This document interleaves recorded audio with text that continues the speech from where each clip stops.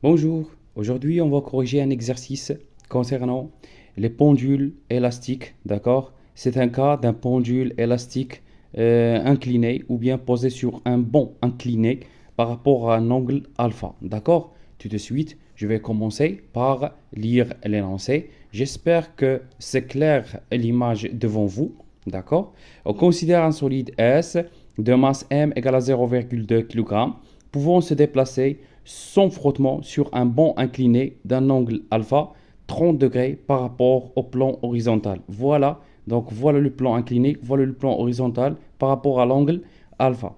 On fixe à un support l'une des deux extrémités d'un ressort à spire non jointive de masse négligeable et de raideur K. L'autre extrémité est attachée au solide S. Voilà, une extrémité attachée au solide S et l'autre extrémité à un support fixe. D'accord? A un support fixe. Très bien. Donc ça, d'une part.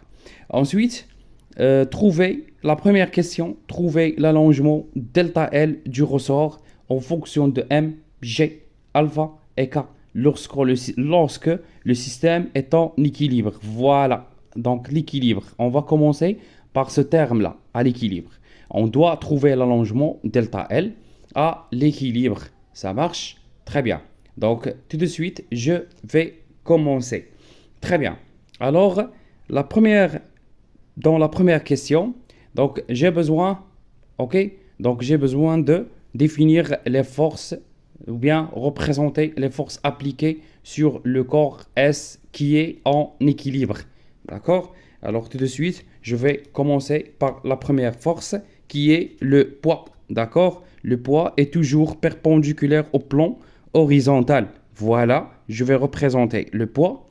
Voilà P. Donc c'est la première force qui est P.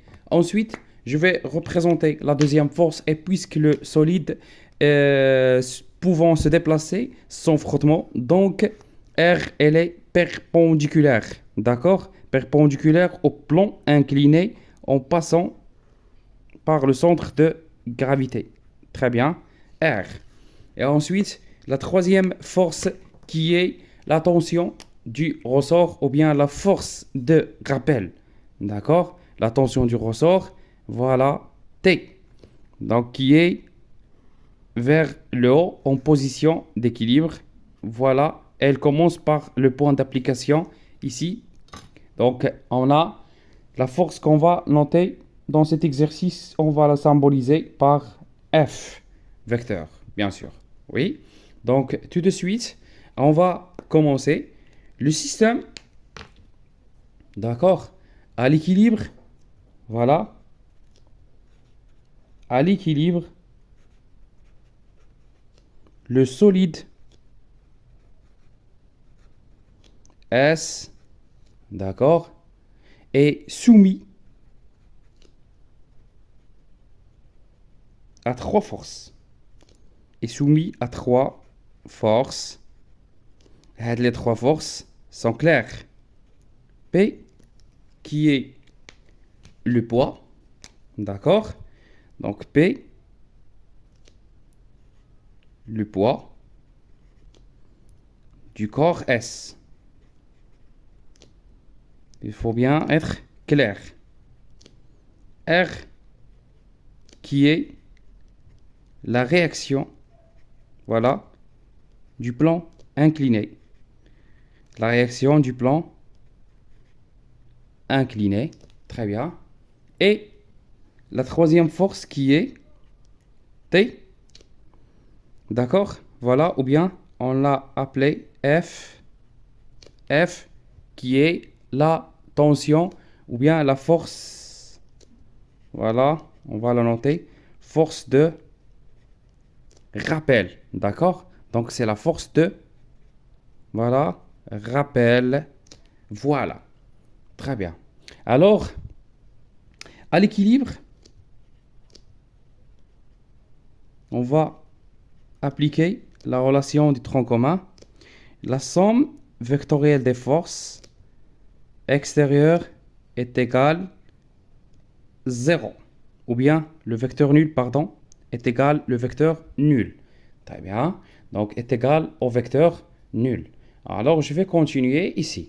Alors, très bien. Donc, comme on a dit, la somme des forces extérieures égale au vecteur nul. Ici, on a trois forces, P plus R plus F égale au vecteur nul. Très bien. Alors, on va projeter sur l'axe. Donc, par projection sur, voilà, OX. Sur OX, l'axe OX. Alors, on a deux forces, une seule force qui est perpendiculaire à l'axe OX qui est R.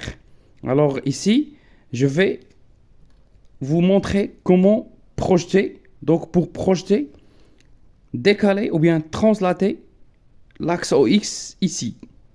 D'accord? Pour simplifier. Donc on va translater l'axe OX, voilà, qui est en droite au petit trait. Très bien, voilà. Donc si je projette, je vais projeter P, R et F. Donc Px plus Rx plus Fx égale à 0. D'accord? Donc c'est une projection. Donc je dois déterminer Px, Rx, Fx. Ok? Donc la projection de P, voilà. Si on projette P sur l'axe OX, je dois projeter l'origine qui se trouve sur OX directement et projeter l'extrémité. Voilà. Donc si je projette l'extrémité, voilà, l'extrémité va donner. Donc voilà Px qui est en sens de OX. Donc qui est positif. Donc c'est Px. Ça marche. Très bien. Alors on a ici l'angle alpha. Donc aussi ici l'angle alpha. D'accord? Alors on a, si vous observez bien, alors alpha et Px. Donc Px il est opposé à alpha. Ce qui signifie que je dois utiliser le sinus. Alors on a sinus alpha égale Px qui est l'opposé sur l'hypoténuse qui est P. Donc Px égale M fois G fois sinus alpha. Voilà. Voilà. Très bien. Qui est Mg sinus alpha. Très bien. Donc Rx qui est 0. Parce que R est perpendiculaire à OX. Et Fx, elle est horizontale avec OX, mais dans le sens opposé. Donc f de x, Fx, pardon, égale à moins F. Donc voilà les trois vecteurs. Si je remplace ici, donc on va remplacer. Alors, donc, M fois G, sinus alpha, qui est Px, plus 0, donc c'est bon, moins F qui est K, fois delta L, égale 0. Parce que j'ai remplacé F, l'intensité, ou bien la tension du ressort, par son expression du tronc commun K fois delta L, à l'équilibre. Ça marche? Donc, ce qui signifie que K fois delta L égale à M fois G fois sinus alpha. Donc, delta L égale à M fois G fois sinus alpha, le tout sur K. Très bien. Voilà, on a trouvé l'expression. Donc, c'est l'expression de l'allongement delta L. Et puis, on doit calculer, parce qu'ils ont demandé, l'application numérique. OK? Donc, ils ont demandé l'expression. Voilà, en fonction. Voilà, normalement. Alors, qu'est-ce qu'ils ont dit ici? Alors, je vais relire. Faites attention avec moi. Je vais relire l'énoncé. Ou bien la question. Alors, qu'est-ce qu'ils ont dit? Ils ont dit que je dois trouver l'allongement delta L du ressort en fonction lorsque le système est en équilibre. Donc, ils n'ont pas demandé de faire l'application numérique. Donc, point. Donc, on a terminé cette question. Je passe à la deuxième question. Dans la deuxième question, on écarte S de sa position d'équilibre. Donc, ils ont écarté le solide S de sa position d'équilibre. Maintenant, on va faire l'étude dynamique. Ça marche? Puis, on l'abandonne sans vitesse initiale. On repère la position de G, son centre d'inertie à chaque instant par son abscisse X dans un repère OI. Voilà le repère, dont l'origine est en face du centre d'inertie du solide S à l'équilibre. Donc, l'origine, il est confondu avec le centre de gravité à l'équilibre, donc avant de l'écarter. Ça marche? Si vous voulez autrement, x0 égale à, xg ou bien xo égale à xg0 égale à xo. Très bien. En appliquant la deuxième loi de Newton, trouvez l'équation différentielle du mouvement du solide S. Donc, c'est une question directe. Voilà.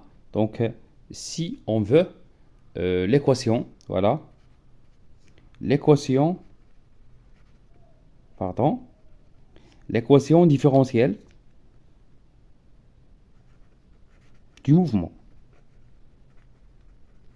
L'équation différentielle du mouvement. Donc, on va faire, si vous voulez, comme dans le cours, une étude dynamique. Alors, en appliquant, voilà, tout court, donc on va, en appliquant la deuxième loi, voilà, la deuxième loi de Newton, en appliquant la deuxième loi de Newton, sigma des forces extérieures, cette fois, est égal à MAG parce que le corps n'est plus à un équilibre. N'est plus à l'équilibre. Ça marche? On a, comme d'habitude, trois forces. Donc, les trois forces sont P plus R plus F égale MAG. Sauf que cette fois-ci, la somme des forces n'égale pas au vecteur nul. Donc, parce que normalement, c'est un mouvement dynamique. D'accord? Donc, les grandeurs changent. L'accélération et la vitesse, notamment, ou bien si vous voulez, la vitesse change. Très bien. Donc, ici, si on projette, donc par projection sur OX, voilà, la projection sur OX. Alors, de même façon, donc on va noter, d'accord, Px plus Rx plus Fx égale à Max. Ici, Rx égale à 0, donc ça reste Px plus Fx égale à Max. Donc, je vais remplacer chacune des deux intensités par son expression. Alors, on va voir. Alors ici, pour Px, on va rien changer. Voilà, comme dans la question précédente. Voilà, donc Px égale mg sinus alpha. Très bien. Alors, mg, vous pouvez revenir à la question précédente pour avoir une idée comment j'ai fait pour trouver Px égale à mg sinus alpha. C'est facile. C'est juste faire la projection. Donc, mg sinus alpha. Mais ici, fx, il faut faire attention. D'accord? Pourquoi? Parce que déjà, f, elle est dans le sens, voilà, le sens opposé au sens de OX. D'accord? Donc, déjà, il y a un moins. Écart. Mais ici, il faut faire attention. Normalement, s'il est horizontal, on note moins kx. D'accord? Alors, normalement, s'il est horizontal, on note moins k fois x, le déplacement. Mais ici, il est à l'équilibre décalé d'un allongement delta L. Donc, il va être rajouté à x. Voilà son expression. Donc, si je continue, faites attention. Ici, Kent moins k fois x si le pendule à l'équilibre est horizontal. Mais ici, il est incliné, ça veut dire il est incliné à l'équilibre d'un allongement delta L. Alors, si on l'écarte du distance x, donc x s'ajoute à delta L. Donc, si je vais écrire maintenant mg, Donc, mg sin alpha moins k delta L plus x, d'accord, moins k delta L plus x égale, voilà, m ax. Or, on sait que ax égale x, bien d carré, x sur dt carré qui est égal à x 2 points. Très bien, qui est égal à x 2 points. Voilà, donc si je remplace, alors ici, mg, alors ici, comment on va faire? Alors je vais remplacer, alors mg sinus alpha moins k delta L plus x, je vais développer par la suite, qui est égal à IM x 2 points. Très bien. Alors, ici, pour faire, ou bien autrement, alors en tenant compte, voilà, de la première relation, je vais faire un retour. On a mg sinus alpha. Ici, je vais développer moins k fois delta L moins k fois x égale mx 2 points. Si vous remarquez ici, alors on a mg sin alpha moins k fois delta L. Celle-là est trouvée dans la première question à l'équilibre égal à 0. Voilà. Ici, je vais noter pour vous rappeler, c'est à l'équilibre dans la question. Alors le numéro de la question, dans la question 1. Ça marche. Donc, il reste moins k fois x égale à m x de points. À m x de points. Donc, si je passe du tout dans un seul côté, oui, mx de points plus k fois x égale à 0. Si je divise sur m, je vais trouver finalement l'équation différentielle du mouvement de cet oscillateur. D'accord? De l'oscillateur ou bien du pendule élastique incliné. Voilà. Donc, je vais décaler un peu pour être plus clair. Voilà.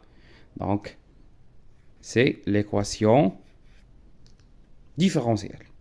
Alors, je vais passer, ou bien je vais écrire. Voilà, c'est l'équation. Pardon. Donc, c'est l'équation différentielle du mouvement. Très bien. C'est l'équation différentielle du mouvement. Je passe à la deuxième question. Voilà, je décale pour lire l'énoncé encore. On déduire la nature du mouvement de S. D'accord? Donc, ici, l'équation. On va déduire la nature du mouvement. Alors, de 2. Voilà. La nature du mouvement.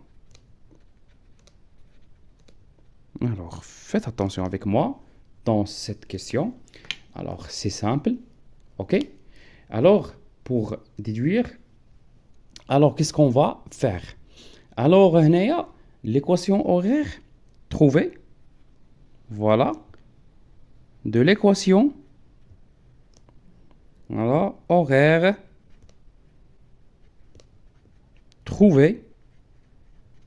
De l'équation horaire trouvée. On déduit. D'accord? On déduit. Voilà. Je vais continuer ici. Alors, faites attention avec moi. Alors, on déduit que le mouvement est rectiligne. Voilà, c'est rectiligne.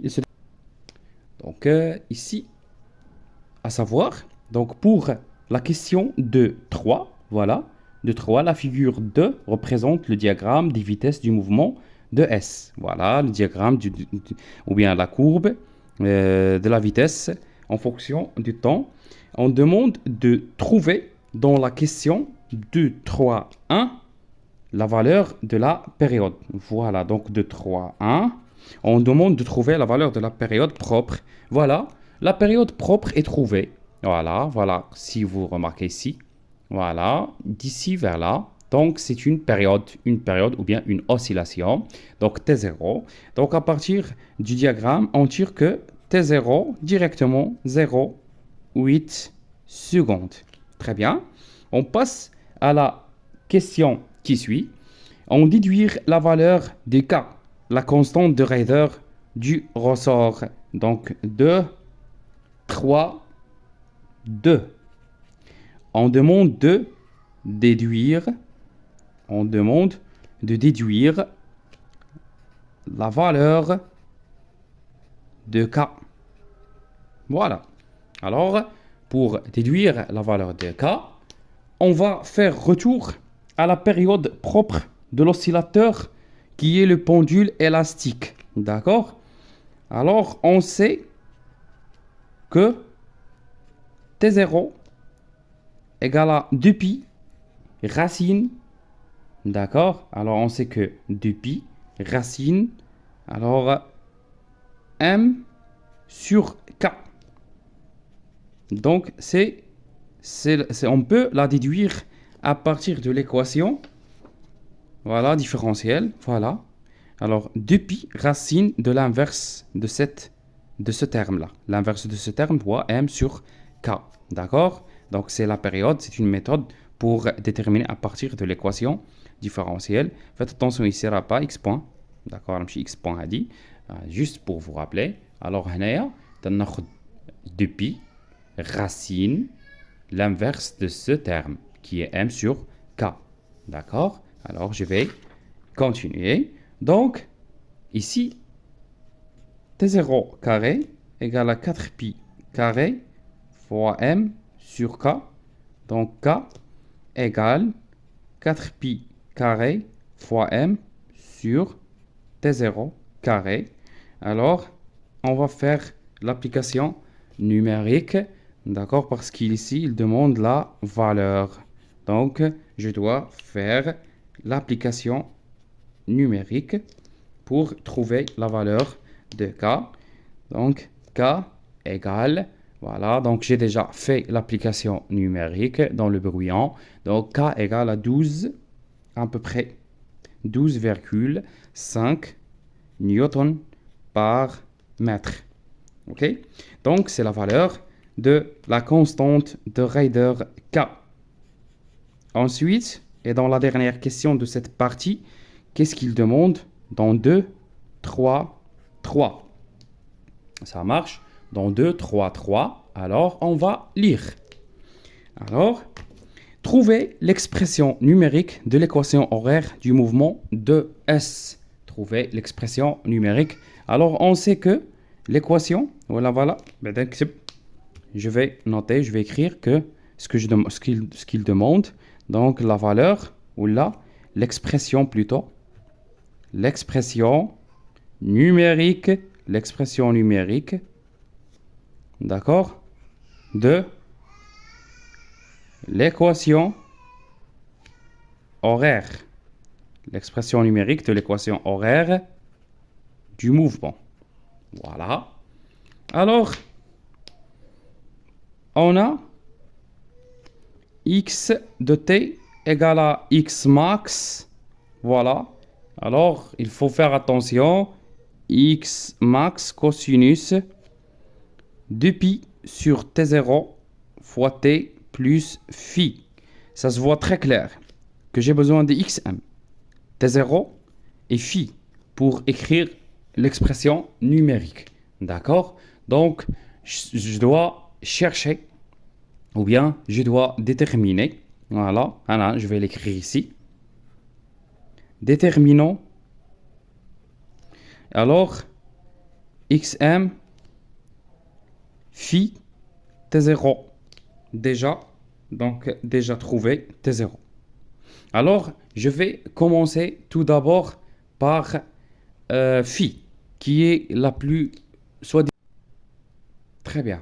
Donc là, je dois trouver tout d'abord phi. Alors, pour trouver phi, on va faire retour aux conditions initiales. D'accord? On va faire retour aux conditions initiales. Donc, AT égale à 0.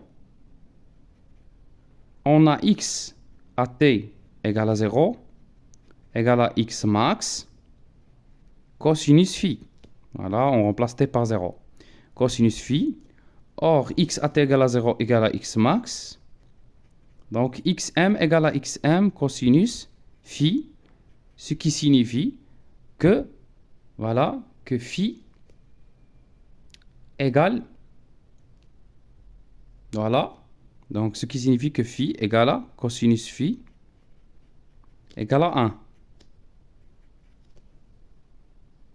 Ou bien ici, je m'excuse, donc il est mchina hna, d'accord, غادي نطول شوية. كاينة une méthode ici plus simple puisqu'ils ont donné la courbe, d'accord. Comment faire? On va procéder à l'équation de la vitesse. L'équation de la vitesse, ça veut dire que je dois dériver pour obtenir x point qui est la vitesse. Donc x point égale à moins x max fois 2pi sur t0. Voilà sinus 2pi sur t0t plus phi. Voilà. Or, x point à t égale à 0. Donc on a fait un raccourci. Au lieu de commencer par cette partie, donc x point, la vitesse à t égale à 0, voilà. La vitesse à t égale à 0 égale à 0,2. 0,2 mètres par seconde et qui égale à partir d'ici moins xm fois 2pi. Voilà, moins xm, ou là plutôt xm, parce qu'on cherche la vitesse maximale à t égale à 0. Voilà, plus xm de pi sur t0. Ben, on ne peut pas avoir une vitesse négative. D'accord? Xm égale à xm fois 2 pi sur t0, qui est égal à 0,2 mètres par seconde. Donc, c'est une valeur positive. Voilà, c'est une valeur positive. Voilà, ici on a trouvé à partir de la courbe. C'est une valeur positive, ce qui impose xm de pi sur t0 pour avoir une valeur positive, ce qui signifie, ou là, ce qui impose billi هنايا عندي un moins, ce qui signifie que sinus phi à t égale à 0. يعني هنايا سي كانت sinus de pi sur t0t plus phi, ولكن à t égale à 0 هذا تيمشي تتبقى sinus phi خاصها تكون نيجاتيف. ça marche, خاصها تكون نيجاتيف باش تكون la vitesse maximale ou تكون positive, ce qui impose que sinus phi égale à moins 1. D'accord? Sinus phi égale à moins 1. خاصها تكون عندها une valeur négative وتكون moins 1. Ça marche? باش يكون I plus XM. On va remplacer. Moins 1 fois moins, تعطيني plus. Donc c'est une valeur positive qui est sur... Je lui impose que la valeur est positive. La courbe. D'accord? La courbe à t égale à 0, on a une vitesse maximale. Quand كانت هنايا كانت غتكون moins. Ça marche? Très bien. Donc, باش امتى يكون sinus phi négatif, donc il a qu'un phi égale 2pi sur, pardon, je veux dire 3 pi sur 2. لحقاش pi sur 2 تكون positive, d'accord, ouf, 3 pi sur 2 تكون sinus يكون négatif. Voilà, on a trouvé finalement phi. هيا donc phi, donc simple بلا ما نطيحوا في اننا ناخذ دو شوا. Donc voilà, هيا phi 3 pi sur 2. On a trouvé phi, donc je vais trouver par la suite, voilà, qu'est-ce qui reste? Il reste T0. Donc on va T0 déjà trouver. Ah ouais, T0 ou 0,8 secondes. Donc, il reste x max, ok? X max, donc je vais déterminer x max, c'est simple. Donc, comment on va déterminer? Pour déterminer x max, on utilise cette expression-là, trouvée précédemment. Voilà, voilà, هذه. Je vais la noter devant vous. باش تكونوا عارفين. Donc, عندنا x max fois 2pi sur t0 égale à 0,2. Donc, il a x max غتكون هي 0,2 fois t0 divisé sur 2pi. D'accord? Ce qui donne تقريبا x max égale 2,5 fois 10 à la puissance moins 2 mètres. Fois 10 à la puissance moins 2 mètres. Ok? Donc, finalement, voilà. Finalement, on va écrire l'expression. Donc, x de t égale à x max qui est 2,5 10 à la puissance moins 2 cosinus. Voilà. On va diviser 2pi sur t0 qui est 0,8 multiplié par t plus phi. Phi, on a déjà trouvé 3pi sur 2. Ok? Finalement, on obtient 2,5 moins 2 cosinus 2pi. Pardon. Tu as déjà calculé 2,5 pi fois t plus 3pi sur 2. Voilà l'expression numérique. J'espère que cet exercice vous a aidé à améliorer votre niveau, ou bien votre niveau de faire les exercices en pendule élastique, notamment l'incliné. J'espère que c'est riche en informations. Il y a une deuxième partie que je vais faire, Inch'Allah, donc je vais faire dans la deuxième partie de cette vidéo. Ok? Donc, concernant l'énergie ou bien étude énergétique, ici on a fait une étude dynamique. Donc, merci pour votre attention et à la prochaine. Je reste à votre disposition pour toute question complémentaire ou bien toute information complémentaire et à la prochaine.